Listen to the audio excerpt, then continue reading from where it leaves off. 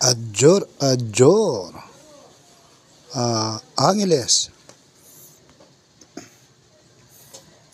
22-12.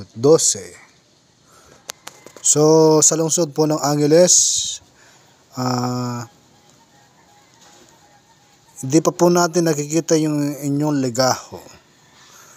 Pero i-double check po natin kung bakit ganyan po yung mga nangyayari. At kung meron kayong mga panibagong yugto, kasi nga walang nilalabas sa mga nakadegla. So muli po sa Angeles, assess pa rin po yung mga nasabing numero. Kasi nga po wala tayong clue. Dahil 22 at 12, ang suma po niyan ay 3 at 4. So wala po sa degla. Medyo mahirap po yung laro ngayon. So mamayang gabi po, isa-summarize po natin yan. At tayo po ay nakasilong kasi nga po para tayong basang sisiw. Maulang panahon pero nasa kalsada. So isa-summarize po natin yan. Hahanapan po natin ang solusyon kung bakit ganyan. So assess pa rin po yung mga nasabing numero dyan sa lungsod ng Angeles.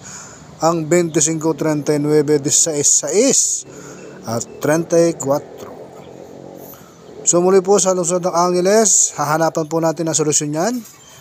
Titingnan po natin yung mismong legaho, pag-aaralan po natin kung ano po mga gandang solusyon. At para mabigyan po natin ng maganda-gandang laban. Maraming salamat po sa lungsod ng Angeles.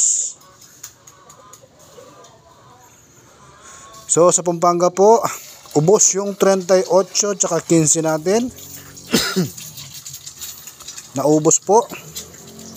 So tatlo na lang po natitira mga napili po natin. Nasa sa inyo po yan kung kayo po pipili. So nakita po natin dyan sa Pampanga, ang lumabas ay 38-4.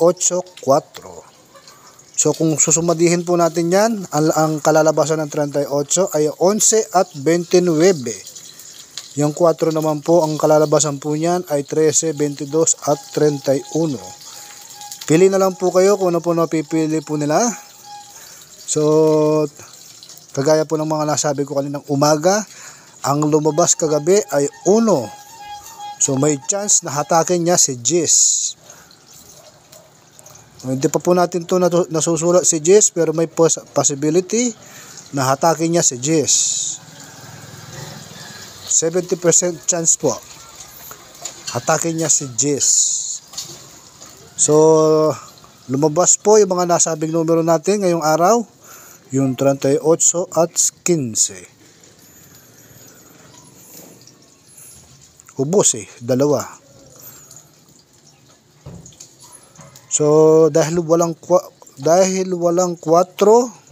hindi tayo pinalad. Kapit lang. Matsatsambahan din natin yan. Isang pangmalakasang degla. At tayo po'y pinag-aandaan ng isang pangmalakasang degla. Kung talagang sisiguraduhin ko, hindi ako magtatrabaho sa loob ng ilang buwan. Kung kaya't hapit po tayo sa pantaya. So muli po sa lungsod ng Pampanga, ang mga nasabing numero ay haka-haka lang.